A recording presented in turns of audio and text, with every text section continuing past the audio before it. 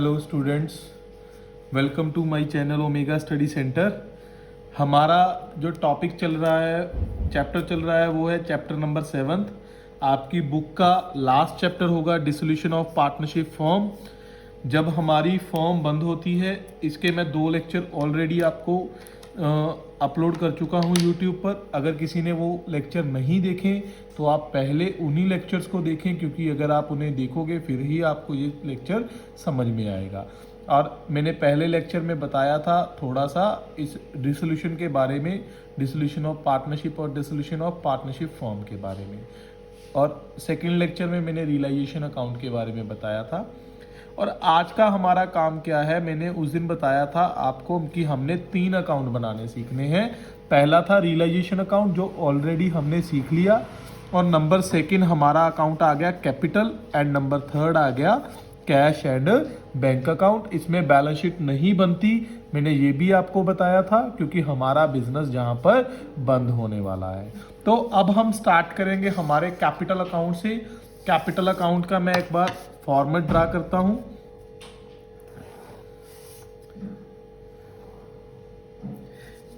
हम क्या करेंगे, कैपिटल अकाउंट को साथ साथ में हम बना भी लेंगे और साथ साथ में समझ भी लेंगे। मतलब ये नहीं है कि मैं पहले आपको एक फॉर्मेट करवाऊंगा जैसे मैंने रियलाइजेशन में करवाया था। आज हम क्या करेंगे, हमने जिस अकाउंट का, जिस क्वेश्चन का रियलाइजेशन बनाया था उस दिन, उसी क्वेश्चन का मैं आपको कैपिटल एंड कैश अकाउंट बनाकर दिखाऊंगा। और मैं साथ में रियलाइजेशन अकाउंट उस दिन वाला भी ले आया हूं, जिसमें हमें इजी हो जाएगा। क्योंकि अगर हम आज रियलाइजेशन दोबारा बनाएंगे तो उसमें बहुत ज़्यादा टाइम वेस्ट होगा। इसी वजह से मैंने डायरेक्ट आज आपको कैपिटल अकाउंट बनाकर दिखाना है और कैश अकाउंट बनाकर दिखाना है। उस दिन 3 पार्टनर थे। हमने इतना तो हमें पता है कि हमने पार्टनर्स का कैपिटल अकाउंट कैसे बनाना है, क्योंकि हम ऑलरेडी कैपिटल अकाउंट का टॉपिक 2 चैप्टर्स में कर चुके हैं। तो मैं पहले फॉर्मेट बनाता हूं कि फॉर्मेट में 3 पार्टनर हैं, तीनों का कॉलम कैसे बनेगा। तीनों का कॉलम हम बना रहे हैं।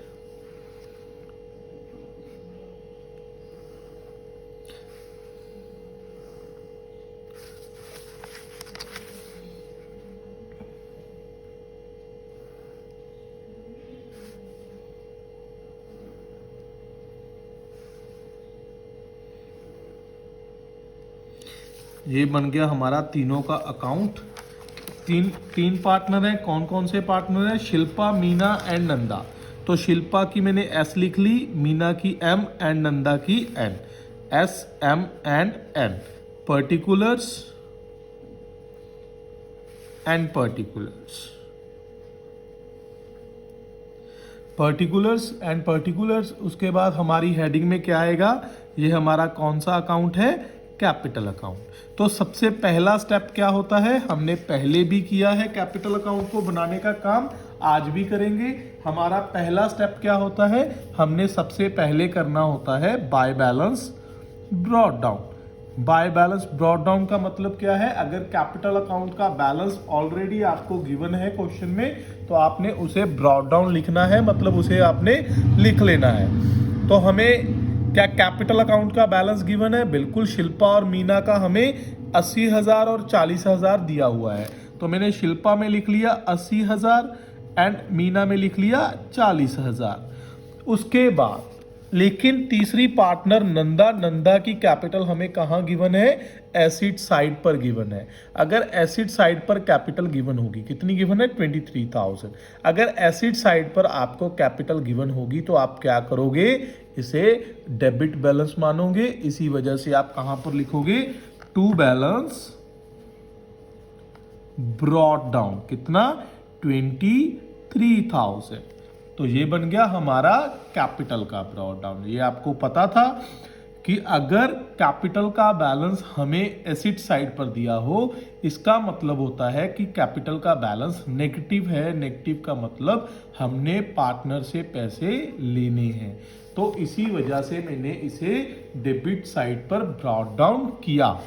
नेक्स्ट स्टेप हमारा क्या रहेगा, नेक्स्ट स्टेप आपको क्या ध्यान में रखना है कि किसी पार्टनर ने, जब हमने रियलाइजेशन अकाउंट बनाया था तब किसी पार्टनर ने कोई स्टॉक, कोई एसेट या कोई लायबिलिटी टेक ओवर की थी। मतलब कोई स्टॉक, कोई मशीनरी, कोई बिल्डिंग, कोई फर्नीचर या कोई भी एसेट, या कोई क्रेडिटर्स को पैसे उसने दिए थे, या कोई बैंक लोन दिया था, या फिर कोई बिल्स पेएबल थे, उसने बिल्स पे किए थे। तो ये सारी चीजें हमने देखनी होती है। तो यहां पर दिया है शिल्पा ने क्या किया, स्टॉक को टेक ओवर कर लिया था। स्टॉक शिल्पा अपने घर पर ले गई थी और शिल्पा ने एक बैंक लोन भी पे किया था। लेकिन सर इसकी क्या जरूरत है, इसको तो हम ऑलरेडी हमारे रियलाइजेशन अकाउंट में ट्रीट कराए, फिर आप दोबारा से इसे ट्रीट क्यों कर रहे हो। अच्छा एक चीज समझो मेरी, अगर शिल्पा ने स्टॉक लिया तो उसकी कैपिटल में से आप पैसे काटोगे या ऐसे ही ले जाने दोगे। हाँ जी सर, काटने तो बनते हैं। फिर इसी वजह से हमने उसे कैपिटल अकाउंट में ट्रीट करना है। और नंबर सेकंड, अगर हमारे बिहाफ पर शिल्पा ने बैंक में लोन पे कर दिया तो शिल्पा को वो भी तो पैसे देने पड़ेंगे। फॉर एग्जाम्पल, अगर मैं आपको एग्जाम्पल दूं, मान लो आप मेरे पास पढ़ने आते हो, मैंने आपको कॉल किया कि आप मार्केट में से आते हुए इस दुकान से मेरा फ़ोन ले आना, वो मैंने रिपेयर के लिए दे रखा था, और फ़ोन के वो 500 रुपये लेगा रिपेयर के, वो अपनी पॉकेट में से दे देना। आप दे आए, क्या वो 500 रुपये आप मेरे से वापस लोगे? बिल्कुल, क्योंकि वो खर्चा किसका है, वो खर्चा मेरा है, इसी वजह से उसे पे करना भी मेरी ड्यूटी था। लेकिन अगर मेरे बिहाफ पर आप पे कराए हो तो मुझे उसे आपको रीइंबर्स करना ही पड़ेगा, मतलब आपको वापस देने ही पड़ेंगे। तो यही रूल हमने यहाँ पर अप्लाई करना है। अगर शिल्पा ने बैंक लोन पे किया और स्टॉक लिया है तो हमने उसे भी रिकॉर्ड करना है। मतलब अगर वो स्टॉक लिया, एसेट लिया, मतलब तो उसके पैसे काटेंगे मतलब उसकी कैपिटल कम होगी मतलब हमने उसे डेबिट करना है। ये तो हमें पता ही है कि अगर कैपिटल कम होती है तो डेबिट, और अगर इंक्रीज होती है तो हमने क्या करना होता है, क्रेडिट करना होता है। लेकिन लिखना स्टॉक नहीं है, लिखना क्या है हमें, रियलाइजेशन अकाउंट। एंड सेम ही अगर लायबिलिटी होगी तो भी हमने लिखना है रियलाइजेशन, लेकिन लिखना कौन सी साइड पर है, दूसरी साइड पर, रियलाइजेशन अकाउंट। तो बेसिकली अगर आप ऐसे नहीं समझना चाहते तो आप ये भी सोच सकते हो कि आपको ऑपोजिट साइड पर लिखना है। ऑपोजिट का मतलब क्या बन गया, हमने बैंक लोन यहां पर लिखा था तो बैंक लोन की अमाउंट हमने इधर वाली साइड लिखना है, और हमने स्टॉक इधर वाली साइड लिखा था तो हमने यहां पर इधर वाली साइड पर लिखना है 35,000। क्लियर आपको? उसके बाद हमारा नेक्स्ट प्रोसेस क्या रहेगा, हमने रियलाइजेशन अकाउंट में प्रॉफिट कमाया या लॉस कमाया। वैसे मोस्टली आंसर लॉस का आता है क्योंकि लोग बिजनेस इसीलिए बंद करते हैं जब वो कंटिन्यू लॉस से सफर करते हैं।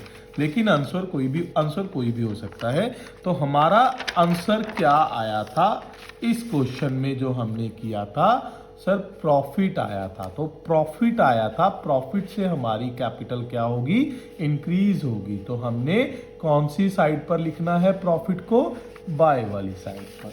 तो क्या लिखूंगा मैं यहां पर, बाय रियलाइजेशन प्रॉफिट। कितना, 10,170, 6,780 रुपीज एंड 3,390 रुपीज। अच्छा आपको एक चीज का और ध्यान बता दूं, मैंने जो ये क्वेश्चन करवाया था, मैंने लास्ट वीडियो में, मतलब जब मैंने रियलाइजेशन अकाउंट के बारे में आपको बताया था, इस वीडियो में मैंने ये क्वेश्चन भी साथ में अपलोड किया था, तो आप उसमें से भी देख सकते हो।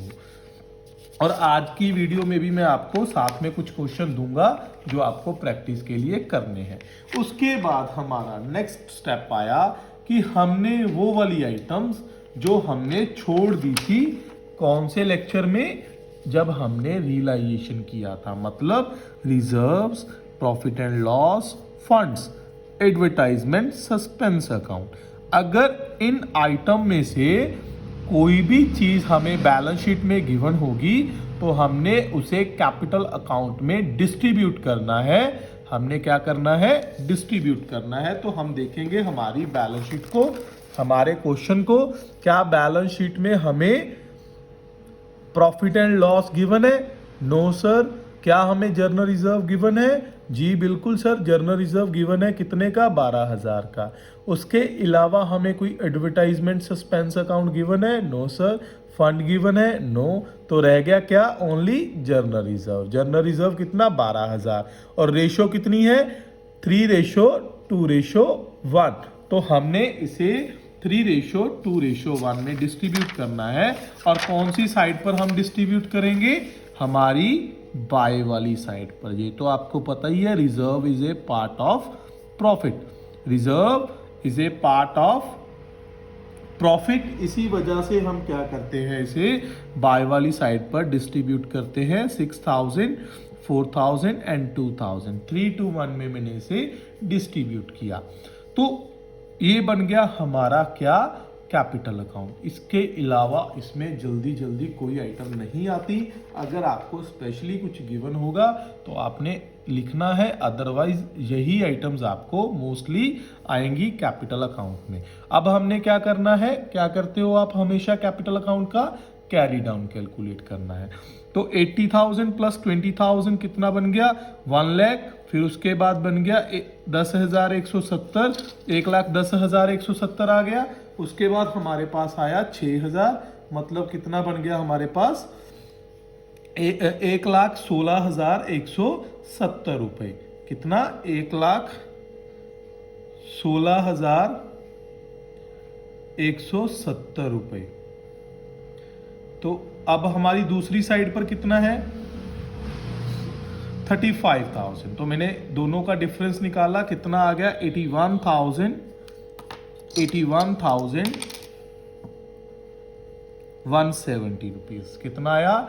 81,170। मैंने दूसरी साइड का टोटल लगाया, फिर दूसरी साइड का टोटल कितना बन गया? दूसरी साइड का 40,000, मतलब मीना का 6,780 रुपीज प्लस 4,000, ये बन गया 50,780। लेकिन इसमें डेबिट साइड पर कुछ नहीं है तो हम सेम ही लिख लेंगे। कितना? 50,780 रुपए। उसके बाद हमारे पास आया इधर वाली साइड पर किसका? नंदा का 3,390 प्लस 2,000, 5,390। इधर आ गया 23,000 माइनस 23,000। इसका नेगेटिव आ गया, मतलब कैरी डाउन किधर आ रहा है? इस साइड पर आ रहा है। तो मैं इस साइड पर लिखूंगा कितना? 17,610 रुपए। तो ये आ गया हमारा तीनों का कैरी डाउन। आपको ध्यान रखना है, हम बोलने में इसे कैरी डाउन बोल रहे हैं, लेकिन अब हमारा बिजनेस डिसकंटिन्यू होने जा रहा है। बिजनेस डिसकंटिन्यू का मतलब क्या है?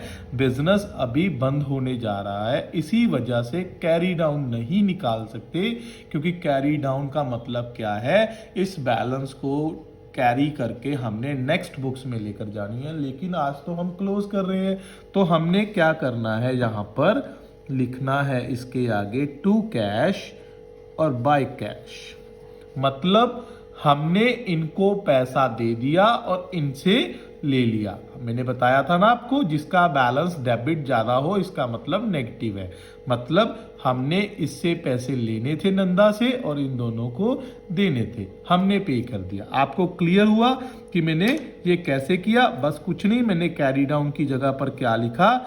मैंने कैरी डाउन की जगह पर लिखा टू कैश या बाय कैश। तो 1,16,170, 50,780 और इधर का आया 23,000। 1,16,170, उसके बाद आया 50,780 एंड 23,000। अब मैंने फॉर्मेट बनाना है कौन सा? दूसरा अकाउंट मेरा कौन सा है? कैश और बैंक अकाउंट। आपको समझ आया कैपिटल अकाउंट? अगर आप में से किसी को क्लियर नहीं हुआ तो आप मुझसे पूछ सकते हो। पूछ कैसे सकते हो? मोबाइल ऐप डाउनलोड करो मेरी ओमेगा स्टडी सेंटर की, उसमें चैट बॉक्स में आओ, और इसके अलावा आप मुझे व्हाट्सएप कर सकते हो और कमेंट बॉक्स में भी पूछ सकते हो। और एक चीज़ और, वीडियो को लाइक एंड शेयर करना मत भूलिए, चैनल को भी सब्सक्राइब जरूर कीजिए। अब हम बात करते हैं हमारे कैश अकाउंट की। कैश और बैंक अकाउंट। देखिए अब हम बात करेंगे, पहले हमारी बैलेंस शीट से स्टार्ट करेंगे। बैलेंस शीट हमारी ये है। बैलेंस शीट में हमने कैपिटल दी हुई थी, हमने कैपिटल का ट्रीटमेंट किया। यस सर, हमने कर लिया। बैंक लोन दिया हुआ था, बैंक लोन का ट्रीटमेंट कर लिया। जी सर, हमने कर लिया। क्रेडिटर का हो गया, प्रोविजन फॉर डाउटफुल डेट्स का हो गया, जनरल रिजर्व का हो गया, लैंड का हो गया, स्टॉक का हो गया, डेटर्स का हो गया, नंदास कैपिटल का हो गया। लेकिन कैश अकाउंट अभी तक बचा हुआ है, और कैश अकाउंट हमारा एसेट्स है। एसेट्स का बैलेंस कौन सा होता है? हमेशा डेबिट होता है। तो मैंने कैश का बैलेंस कर लिया डेबिट। क्या लिखा मैंने? To balance brought down. कितना? 10,840 रुपए। उसके बाद मैंने क्या करना है? मैंने सिर्फ और सिर्फ यही चीजें देखनी है। आपने +1 में की थी कैश बुक, कि हमारे पास पैसा आए हमने इधर लिखना है, और अगर पैसा जाए तो सर हमने इधर लिखना है। इसका मैं फॉर्मेट बनाना भूल गया, ऊपर लिखना भूल गया, कि इस पर आएगा particulars amount, particulars and amount. Clear? तो अब हम बात करेंगे हमारी आइटम्स की जिसमें हमारे पास पैसा आया हो या पैसा गया हो। तो पैसा आया कहां से था? सबसे पहले हमने बनाया था रियलाइजेशन अकाउंट। रियलाइजेशन अकाउंट में हमारे पास पैसा आया स्टॉक। क्या स्टॉक में से पैसा आया शिल्पा के पास से? नो, हमने इसे कैपिटल में ट्रीट किया। लेकिन ये वाला पैसा आया, ये स्टॉक भी सेल किया, डेटर से भी आया, लैंड से भी आया और डेटर से भी आया फिर से। तो टोटल पैसा कितना आया? 1,35,700। तो मैं इसे लिख लूं? जी सर, लिखो। क्या लिखेंगे हम यहां पर? To realisation account. कितना? 1,35,700 रुपए। कितना? 1,35,700 रुपए। उसके बाद मैंने क्या करना है? मैंने रियलाइजेशन अकाउंट दोबारा देखना है। पैसा आया लिखा, लेकिन गया कितना? गया पैसा मेरे पास से, ये तो शिल्पा ने ही पे कर दिया। उसके बाद गया कितना? Realisation expenses 1200 and creditors 31,000। तो टोटल 32,200 हमारे पास से चला गया। मैंने यहां पर लिखा बाय रियलाइजेशन अकाउंट। कितने रुपए? 32,200 रुपए। उसके बाद क्या रियलाइजेशन में से कुछ बचा? नो, इसको हम साइड पर कर देंगे। अब आ गया हमारे पास हमारा कैपिटल। क्या इसमें हमने कहीं पर कैश का नाम लिखा? यस सर, हमने पार्टनर्स को पैसा दिया भी था और लिया भी था। नंदा से हमने लिया और मीना एंड शिल्पा को हमने पैसा दिया। तो जिनको पैसा दिया उनको हम लिखेंगे बाय वाली साइड, और जिनसे लिया उनको लिखेंगे हम टू वाली साइड। तो टू वाली साइड लिखा मैंने पहले नंदास कैपिटल। कितने रुपए? नंदा से कितने रुपए लिए हमने? 17,610 रुपए। उसके बाद बाय वाली साइड कौन कौन आया? शिल्पास कैपिटल कितनी? 81,170। उसके बाद मीनास कैपिटल 50,780 रुपीज। इसको टोटल करूंगा मैं, 7 और 8 15, 8 और 1 9, 9 1 8 5 13। तो ये बन गया 1,31,950 रुपीज। अब हमने क्या करना है? दोनों साइड का टोटल करना है। तो टोटल मैंने किया, तो टोटल में क्या आया? 10,840 रुपए प्लस 1,35,700 प्लस 17,610 रुपए। कितना आ गया? 1,64,150 रुपए। 1,64,050 रुपीज, 4,150 सॉरी। उसके बाद मैंने किया क्रेडिट साइड का टोटल। क्रेडिट साइड पर 32,200 प्लस 1,31,950, 1,64,150 रुपए। अरे सर, ये तो बैलेंस शीट की तरह दोनों इक्वल हो गया। बिल्कुल अगर दोनों साइड्स इक्वल आएंगी तब ही हमारा आंसर सही है, अदरवाइज हमारा आंसर क्या है, गलत आंसर है। क्यों? क्योंकि हमारे पास ड्यूरिंग द टाइम पीरियड जब हम डिसोल्यूशन कर रहे थे, जब हम बिजनेस बंद कर रहे थे, इतना पैसा आया और इतना पैसा हमारे पास से चला गया। तो इससे हमें क्या पता चलेगा कि हमारे पास सारा कुछ हमारा लेन देन खत्म हो गया। तो यही हमारा आंसर है इस क्वेश्चन का। ठीक है स्टूडेंट्स, तो ये था हमारा एक कंप्लीट क्वेश्चन और नेक्स्ट लेक्चर में मैं आपको करवाने वाला हूं इसी चैप्टर की और इसी क्वेश्चन की जर्नल एंट्रीज। क्यों? क्योंकि आपको जर्नल से क्लियर हो जाएगा कि हमने कैसे कैसे कौन कौन सी एंट्री कौन कौन से अकाउंट में डाली है। और नंबर सेकंड, मैंने आपको पहले भी बताया है कि जर्नल एंट्रीज ज़्यादा इंपॉर्टेंट हैं। किससे? जर्नल एंट्रीज ज़्यादा आती हैं अकाउंट से, क्योंकि आपको +2 के अकाउंटेंसी एग्जाम में जर्नल एंट्रीज डिसोल्यूशन में ज़्यादा आती हैं। इसी वजह से मैं इसको आपको दोबारा से करवाऊंगा। इसमें आपको मैं ट्रिक भी बताऊंगा, वही जो हमने पहले भी कर रखी है कि हमने एंटी क्लॉकवाइज कैसे करना है, और साथ में मैं आपको वैसे भी समझाऊंगा कि हमने इस चैप्टर की जर्नल एंट्रीज को कैसे करना है।